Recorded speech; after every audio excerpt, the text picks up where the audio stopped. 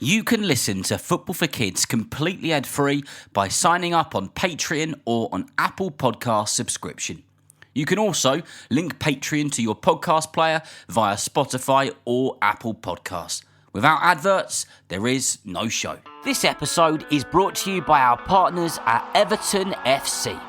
Do you want to go behind the scenes at Hill Dickinson Stadium and explore the club's brilliant new home on the banks of the River Mersey? Now you can. Everton Stadium tours give fans a chance to step inside the dressing room, see where the manager prepares the squad on match days, follow in the footsteps of their heroes, walk down the tunnel to the sound of Zed cars and emerge pitchside for some unforgettable photo opportunities, including the chance to sit in the manager's dugout. How cool is that? It's a brilliant day out for football fans, families and anyone who loves seeing what happens beyond the touchline. The tours are fully accessible and open to all ages too. If you fancy seeing Everton's new home up close, booking is online only at evertonfc.com/tours. Hello grown-ups. Are you already starting to think about the summer holidays and how to keep the kids busy? Yeah, I thought you might. Today's podcast is brought to you by Kellogg's Football Camps, a brilliant solution for families looking to keep kids active, having fun and building confidence this summer. With camps for girls and boys aged 5 to 15, Kellogg's are offering over 39,000 free places at sessions hosted by over 70 pro football clubs across the UK. From Colchester to Cardiff, Glasgow to London. It's a great chance for kids to get out, to play football and make new friends over the summer break.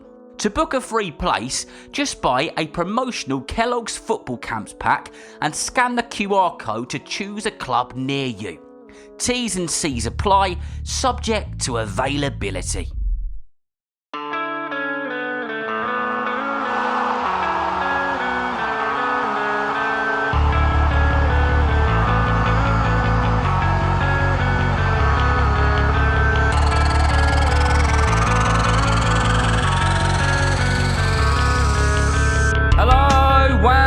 Welcome to the Football for Kids podcast with me, Darren Rees, and welcome to yet another brand new episode on the world's biggest screen-free family sports show.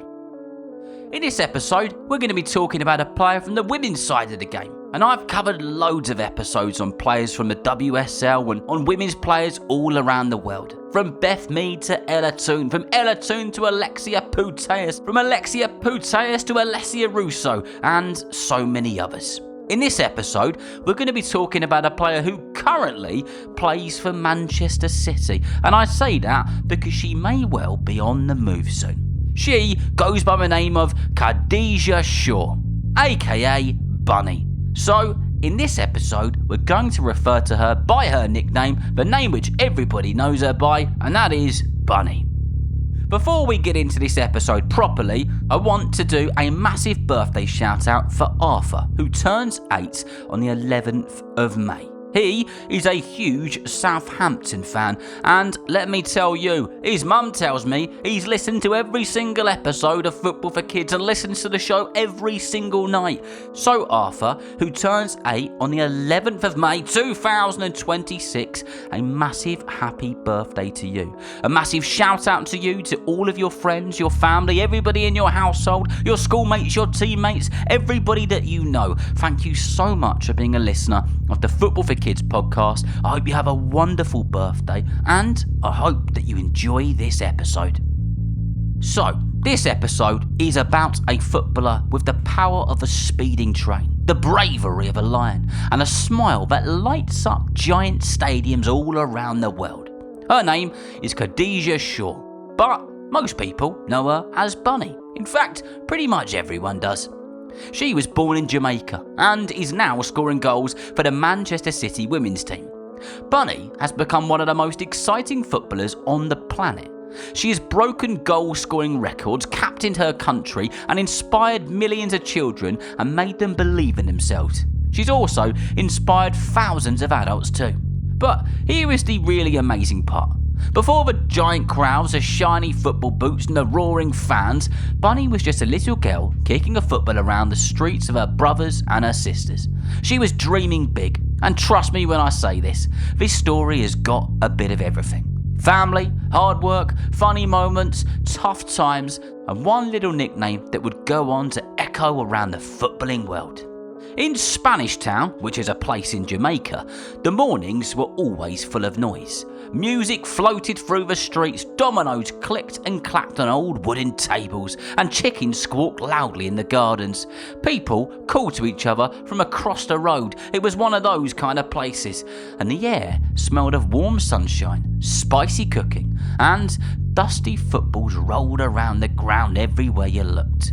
Right in the middle of all that colour, that noise and that excitement was a girl called Khadija Shaw. Now, Khadija grew up in a house with 13 people.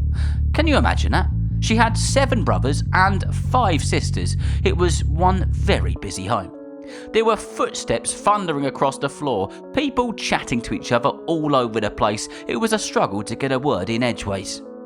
Her dad, George, made shoes with his careful hands, while her mum, Monica, worked hard looking after chickens on the family farm. Everyone had jobs to do. Everyone mucked in. They had to. It was a busy household. And little Khadija was learning something important without even knowing it. If you want something badly enough, you've got to put the work in. But there was one thing that she loved more than anything in the world: football. She watched her older brothers playing in the street, listening to the smack of the ball on the walls and the excitement which filled the air when everybody was playing the beautiful game. Sometimes she copied their tricks, sometimes she chased after the ball herself, and then she got a nickname: Bunny. It's said that she used to love chewing on carrots, and she used to chew them with her front teeth, and one of her brothers gave her the nickname Bunny. She didn't like it at first. She thought they were taking a mick out of her, and I guess in a little way they might have been, but eventually she quite liked it. She took the nickname and she ran with it, and now it's a nickname which has followed her all around the world, as she's become one of the most famous and prolific women's footballers across the globe.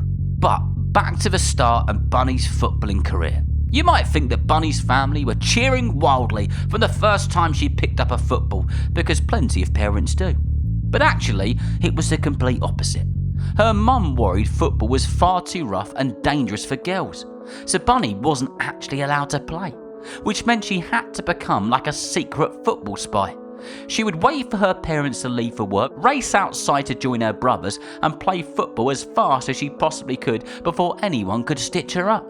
Sometimes she even played in her school uniform. You can just imagine her sprinting back indoors, hot and sweaty, trying to look completely normal, like playing football. Me? Nah, never even touched the ball. But Bunny was improving very quickly.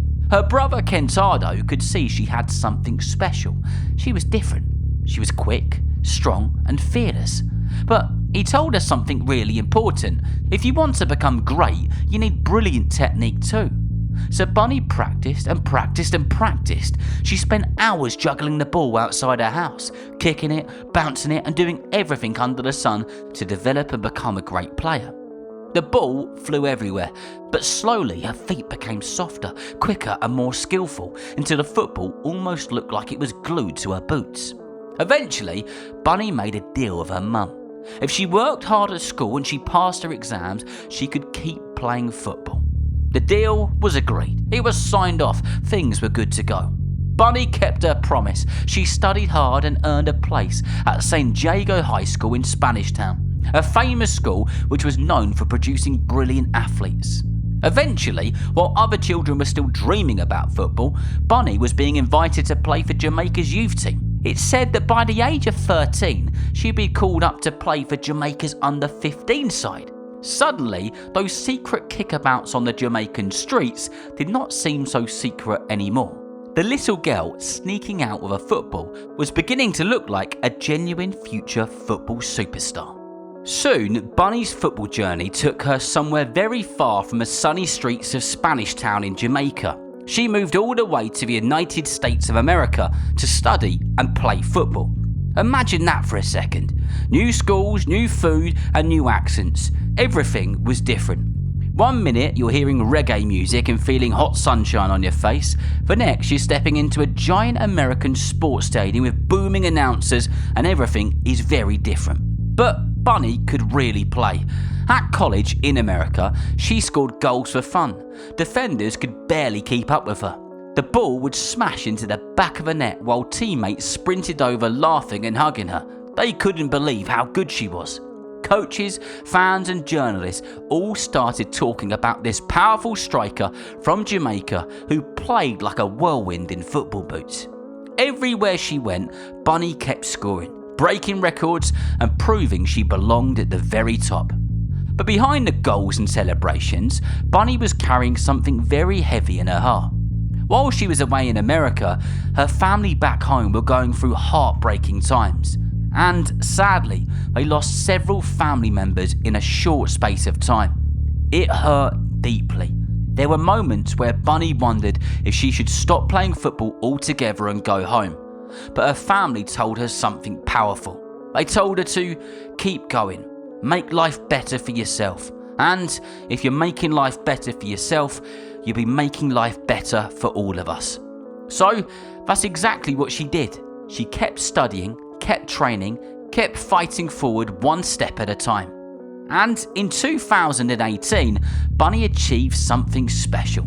Not only has she become one of the best footballers in America, she also graduated from a university with a degree in communications.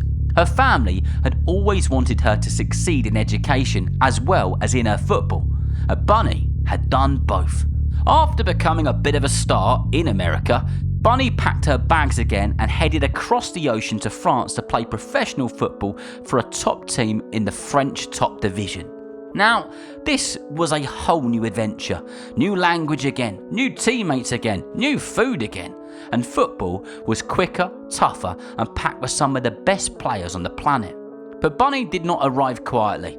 Oh no. In her very first match for Bordeaux against FC Fleury 91, she scored 2 goals. You can just imagine it, can't you? The fans bouncing in the stands, drums beating, people waving scarves and shouting her name. She sprinted away celebrating with that giant grin across her face. And then something truly incredible happened. Bunny became one of the most dangerous strikers in the whole French league. Defenders must have had nightmares about her, sleepless nights galore. She scored goals with her left foot, with her right foot, powerful headers, thunderbolt finishes flew into the top corners. And in one match she even scored 4 goals. Then came back-to-back hat-tricks and all the other stuff you get from glorious players. But Bunny was not just scoring goals, she was learning how to become smarter and stronger too. She used her tall, powerful frame to protect the ball, shrugging defenders away while still dancing past people with the quick feet which she had learned on the streets of Spanish Town. By the end of her time in France, Bunny had become one of the most wanted footballers in Europe. The biggest clubs were watching her. They were watching her every move. The football world was beginning to realise that she was not just special. She could go on to be an all-time great on the women's side of the game. Then came another great moment. It was 2021. Bunny signed for the Manchester City women's team in the Women's Super League. The bright lights, the huge crowds, everything she'd worked for since those secret kickabouts in Jamaica was leading to this. Bunny was not dreaming anymore. She was becoming one of the biggest stars in world football. When she arrived at Manchester City Women, she was joining one of the biggest clubs in the world, a huge stadium with a very famous shirt. And even though she was already a brilliant striker, Bunny knew she would have to work extra hard, because the hard work had already started, but my goodness was it going to continue. Soon, defenders across England knew exactly what was coming, and they still couldn't stop her, just like they couldn't in Jamaica and America and France. She was now doing exactly the same thing in England in the Women's Super League. But what makes Bunny special is not just the goals, it's her strength, her courage, her determination to keep going through even in the most difficult of moments. Over the years, she has inspired people all around the world, especially children from the Caribbean who could suddenly look at one of the best footballers on earth and think, hey, maybe I could do that too. Bunny has become Manchester City women's all-time leading goal scorer in the professional era. Think about that for a second. A little girl who once sneaked out to play on the streets of Spanish Town has become one of the greatest goal scorers in the Women's Super League and for the club of Manchester City. But for Bunny, playing for Jamaica means more than just football. Every time she pulls on that famous yellow jersey of the Reggae Girls, she carries her family, her community and her whole country together with her. And wow, has she delivered. Bunny helped Jamaica qualify for the very first FIFA Women's World Cup and scored goal after goal after goal.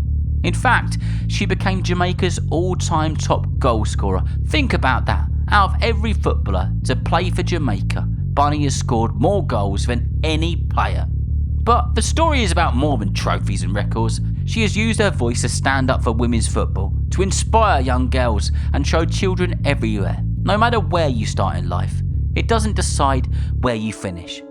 Whether she is scoring screamers in that sky blue shirt for Manchester City or leading Jamaica out onto the pitch with thousands of fans singing and waving flags, Bunny plays with her heart, with pride and with courage every moment of every single game. And when you look back at the whole journey, it almost feels like a bit of a movie, doesn't it? So, what's next for Bunny Shaw? Some people say she might go to Chelsea Women. Others say that she likes the sound of FC Barcelona.